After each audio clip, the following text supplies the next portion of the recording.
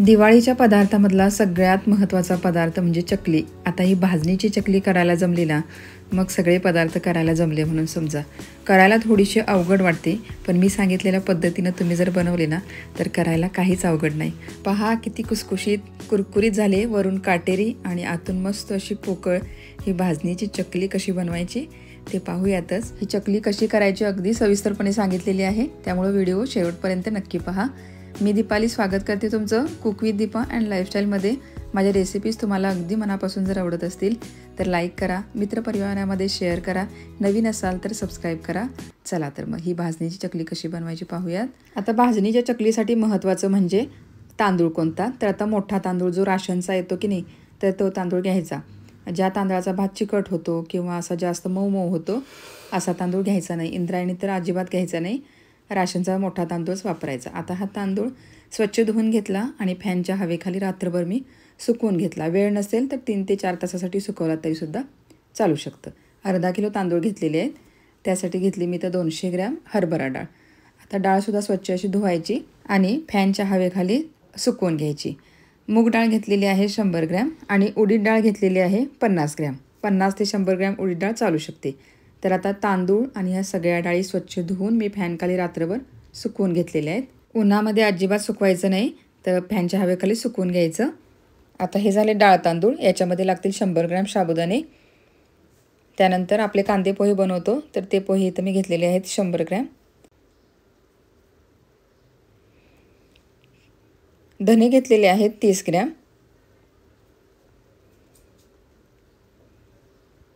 जिरे लागतील 10 ग्रॅम. तर आता हे सगळे पदार्थ आपले बघून झाले की काय काय आपल्याला लागणार आहे. आता हे भाजून घेऊयात. गॅसवरती कढई गरम करायला ठेवली आणि यामध्ये आता घालूयात सुरुवातीला तांदूळ. आता तांदूळ हे मंद गॅसवरती चांगले असे भाजून घ्यायचे. कुठलाही भाजणीचा पदार्थ तुम्ही करत असाल ना, तर थोडासा वेळ देऊनच ते पदार्थ भाजून घ्यायचे. तांदूळ आता मंद गॅसवरती चांगले असे मी भाजून घेणार आहे. भाजत आला की तो थोडासा असा हलका फुलका होतो आणि आहे त्यापेक्षा थोडासा पांढरट होतो आणि थोडा हलकासा बदामी करून घ्यायचा. आता परातीमध्ये मी असा कॉटनचा कपडा ठेवला आणि त्या कॉटनच्या कपड्यावरती हे तांदूळ काढायचे. डायरेक्ट तुम्ही जर परातीमध्ये काढले तर त्याला वाफ धरते आणि तळाला थोडंसं असं पाणी पाणी जमावतं. त्यामुळं कॉटनच्या कपड्यावरतीच काढायचे आणि छान असे गार करून घ्यायचे. तर आता हे वेळ देऊन मी तांदूळ मस्त असे भाजून घेतलेले आहेत. तुम्हीसुद्धा याच पद्धतीनं छान असे भाजून घ्या, अजिबात घाई गडबड करू नका. आता त्याच कढईमध्ये हरभरा डाळसुद्धा अशीच भाजून घ्यायची आहे. हलके हलके याला थोडेसे असे डाग पडले तरीसुद्धा चालू शकतं. सुरुवातीपासून मी जे काही तुम्हाला सांगत आहे ते व्यवस्थित तुम्ही जर फॉलो केलं ना, तर तुमच्या चकल्यासुद्धा अशाच मस्त कुरकुरीत होणार आहेत. तर हरभरा डाळ व्यवस्थित अशी भाजून घेतली आणि आता ह्या तांदळावरती काढून घेऊयात.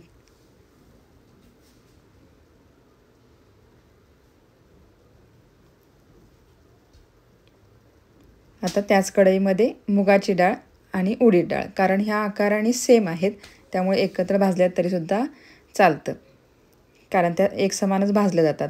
तुम्ही आता हरभरा डाळ आणि मूग डाळ एकत्र जर भाजली तर व्यवस्थित भाजत नाही. त्यामुळे मूग डाळ आणि उडीद डाळ एकत्र भाजून घ्यायचं. त्यानंतर साबुदाणा भाजून घेऊया. साबुदाण्याला फक्त थोडंसं हलकंसं गरम करून घ्यायचं, अगदी 2 ते 3 मिनिट. साबुदाणासुद्धा भाजून घेतला, तो सुद्धा या डाळींच्यावरती काढून घेऊया आणि त्याच कढईमध्ये भाजूयात पोहे. आता पोह्यांनासुद्धा असं भाजून घ्यायचं. ते भाजत आले की थोडेसे असे आकसतात आणि कुरकुरीत होतात. सतत असं हलवत राहायचं म्हणजे सगळ्या बाजूने एक समान असे व्यवस्थित भाजले जातात. हे सगळे पदार्थ मस्त असे मंद गॅसवरतीच भाजून घ्यायचं.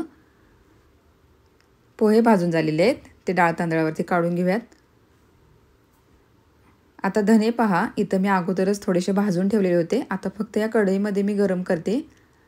तुम्ही जर कच्चे धने भाजणार असाल तर मात्र व्यवस्थित असे भाजून घ्या.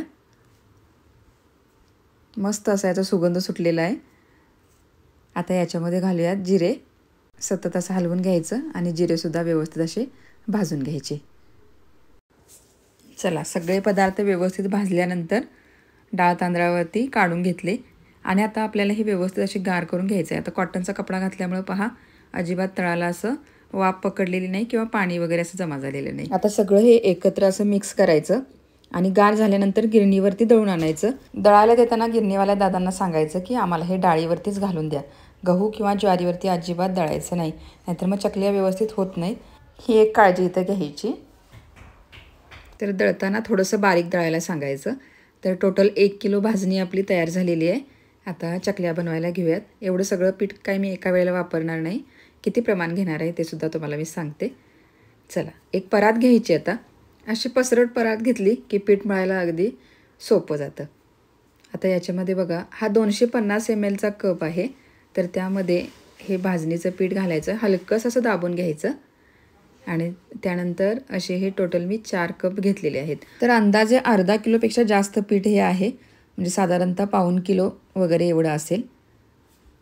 तर असे 4 कप घेतल्यानंतर याच्यामध्ये घालूयात 2 चमचे पांढरे तीळ. त्यानंतर घालूयात लाल तिखट. 2.5 चमचे हे लाल तिखट घेतलेलं आहे मी, पण यानं थोड्याशा तिखट होतात. तुम्हाला कमी तिखट हवं असेल तर मग लाल तिखट थोडंसं कमी घाला. कलरसाठी हवं तर तुम्ही बेडगी मिरचीची पावडरसुद्धा वापरू शकता. आता घालूयात अंदाजे हे 1 ते सव्वा चमचा मीठ असेल ते घातलेलं आहे, किंवा गरजेनुसार. आता याच्यामध्ये जाईल ओवा. तर 1 चमचा इथं मी ओवा घेतला. हातावरती थोडासा असा चोळून घालायचा, म्हणजे याचा स्वाद जो आहे तो चकलीमध्ये अप्रतिम असा उतरतो.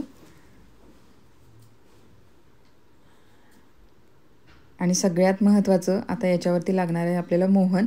तर आता 4 कप आपण पीठ घेतलेलं होतं, तर त्याच्यासाठी पाव कप हे आपल्याला तेल वापरायचं आहे. तर आता ह्या तडका पॅनमध्ये हे मी आता तेल गरम करायला ठेवते आणि तोपर्यंत हे सगळं साहित्य व्यवस्थित असं मिक्स करूयात. तेल आपलं साईडला गरम होतच आहे. आता याच्यामध्ये जे लाल तिखट घातलेलं आहे ते व्यवस्थित याच्यामध्ये मिक्स झालं पाहिजे. त्यामुळे अगोदर असं व्यवस्थित मिक्स करून घ्यायचं आणि कडकडीत तेलाचं मोहन घालायचं. तेलाला पहा असा धूर आलेला पाहिजे, असं कडकडीत मोहन या पिठावरती घालून घ्यायचं. आता याच्यापेक्षा जास्तीचं मोहन ह्याच्यावरती घालायचं नाही, नाहीतर मग चकली तेलात विरघळते किंवा मग आकार धरत नाही, व्यवस्थित अशी निघत नाही. त्यामुळे इतकं मोहन याला पुरेसं होतं.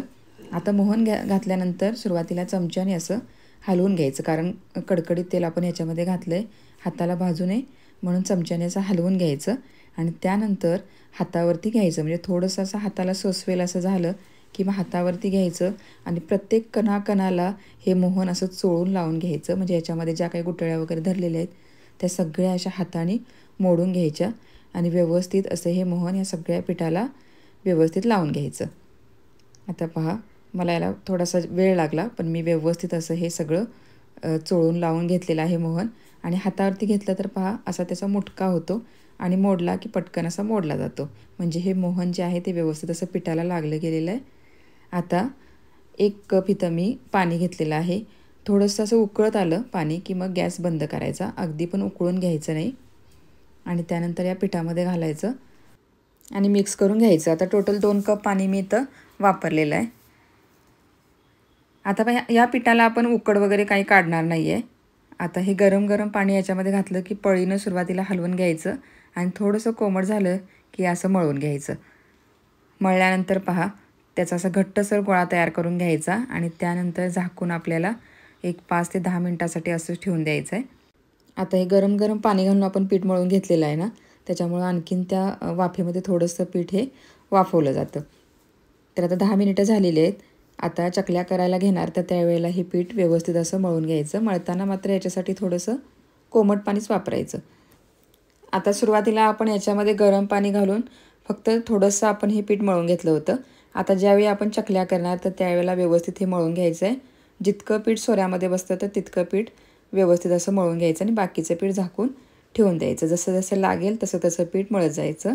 आता मळताना इथं मी कोमट पाणी वापरलेलं आहे आणि व्यवस्थित असं मळून घ्यायचं. अगदी पण पातळ करायचं नाही, नाहीतर मग चकल्या मऊ पडतात. सोऱ्यातून पडेल इतपत आपल्याला ते मळून घ्यायचं आहे. तर हे पहा, हे असं मी मळून घेतलं. एका वेळेला जर तुम्ही सगळंच पीठ मळून ठेवलं तर मात्र चकल्या मऊ पडतात. त्यामुळे असं थोडं थोडं पीठ घ्यायचं, मळायचं, सोऱ्यामध्ये घालून तेवढाच एक घाणा काढायचा आणि उरलेलं पीठ नंतर मळून घ्यायचं. तर आता हे बाकीचं पीठ मी असंच फुलपात्रामध्ये झाकून ठेवलेलं आहे. आता हे पीठ सोऱ्यामध्ये घालूया. आता सोऱ्या घेतला आणि त्याचा जो साचा असतो चकलीचा, तर त्याची काटेरी बाजू म्हणजे खरवरीत जी बाजू आहे ती बाहेरच्या बाजूला करायची, म्हणजे काटे खूप सुंदर असे येतात त्याला. आता हे पीठ या सोऱ्यामध्ये घालूया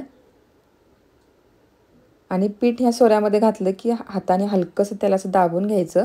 याच्यामध्ये हवा अजिबात राहू द्यायची नाही, नाहीतर मग चकली करताना तुटते. आता घातल्यानंतर पहा मी दाबून घेतलं आणि उरलेलं पीठसुद्धा वरून असं घालायचं आणि ते सुद्धा असं दाबून घ्यायचं. पूर्ण हवा याच्यामधली काढून घेतली की चकल्या आपल्या काढताना तुटत नाहीत. त्यानंतर असं दाबून घ्यायचं आणि व्यवस्थित आता हे याचं झाकण बंद करून घ्यायचं.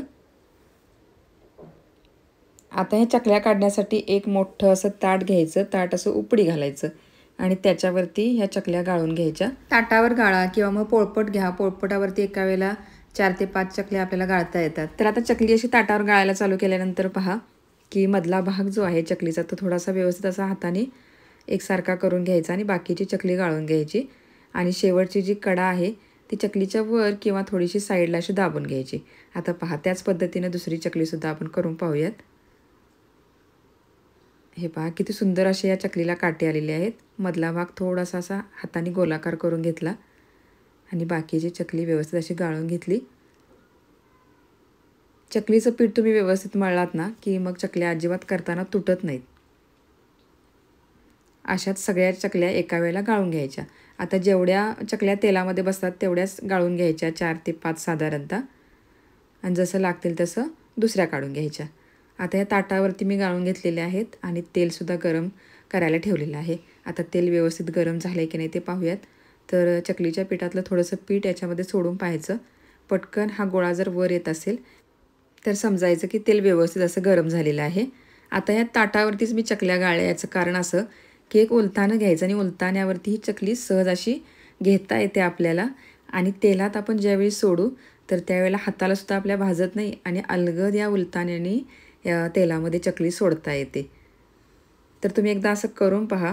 व्यवस्थित अशा चकल्या तेलामध्ये सोडता येतात आपल्याला. हे पहा, कोपऱ्यावर अशी धरायची आणि मग तेलात सोडायची. कारण बऱ्याच जणींना तेलामध्ये सोडताना प्रॉब्लेम येतो आणि चकलीचा आकार बिघडतो. तर तसं होऊ नये म्हणून मग ही ट्रिक तुम्ही इथं वापरू शकता. तेवढ्याच घालायच्या आणि व्यवस्थित अशा तळून घ्यायच्या. आता चकली तेलात घातल्यानंतर गॅसची फ्लेम जी आहे ती मीडियम करायची. आता मीडियम फ्लेमवरतीच या सगळ्या चकल्या मी तळून घेतलेल्या आहेत.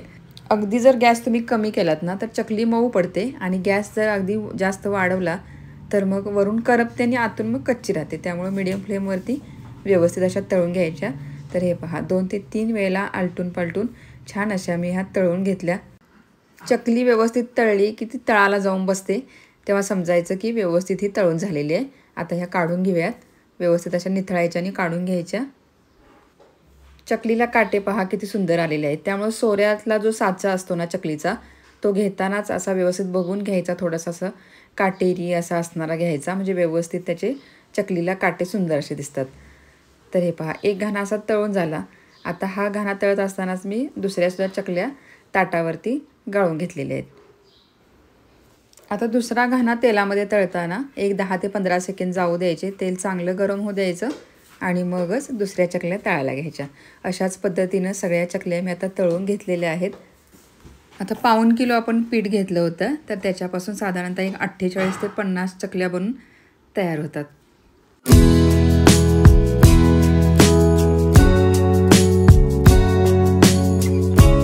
सगळी रेसिपी आपण सविस्तर पाहिली. आता बघूयात चकल्या किती सुंदर झालेल्या आहेत. पहा इतक्या खुसखुशीत, हाताने सहज अशा दाबल्या ना की सहज अशा त्या तुटल्या जातात. इतक्या त्या खुसखुशीत झालेल्या आहेत. आतून पोकळ वरून काटेरी मस्त अशी ही भाजणीची चकली बनून तयार झालेली आहे. रेसिपी तुम्ही शेवटपर्यंत पाहिली त्याबद्दल धन्यवाद. आवडली असेल तर लाईक करा, शेअर करा, नवीन असाल तर सबस्क्राईब करा. पुन्हा भेटूच की, तोपर्यंत धन्यवाद.